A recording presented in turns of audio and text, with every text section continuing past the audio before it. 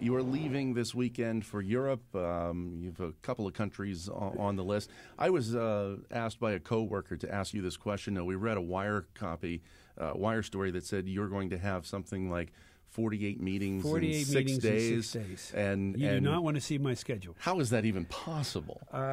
You talk real fast.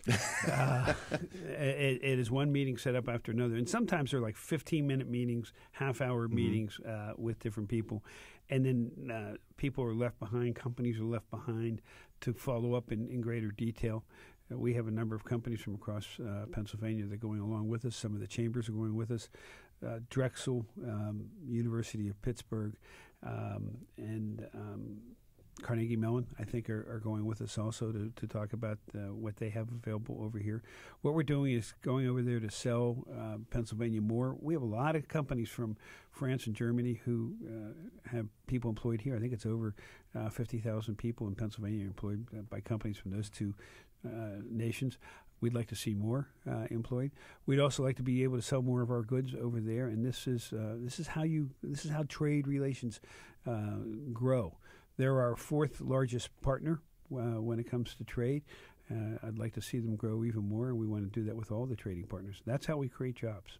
Some people have started criticizing the trip already, and the big question is, well, who's paying for it? So, Governor, who's paying for it? Well, it's not the people of Pennsylvania. Team Pennsylvania is a nonprofit that was put together back in the Ridge administration.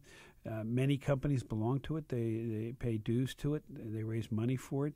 It works closely with the Department of Community and Economic Development to promote businesses in Pennsylvania on trade missions, but more so to promote growth of business in Pennsylvania. And they are paying for the entire trip for everything except for the salaries of the troopers that will be with me while I'm over there.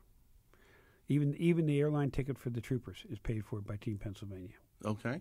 And as far as a tangible goal coming out of this, or tangible goals, you talk about improving relations, but are we talking about just getting our products sold over there? Or are we talking about luring industrial manufacturing plants We're talking about, we have some manufacturing plants here right now. Sanofi is a pharmaceutical plant up in the Pocono area around Swiftwater.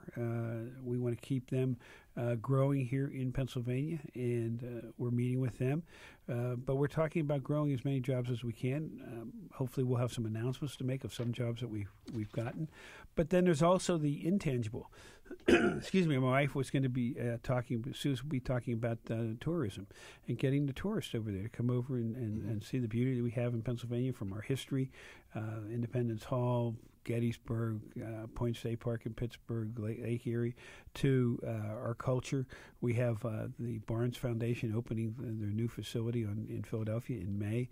We have the Warhol in Pittsburgh. Mm-hmm. So we're looking for that trade, and what we're saying is, don't forget in Germany and France, don't forget about us here in Pennsylvania.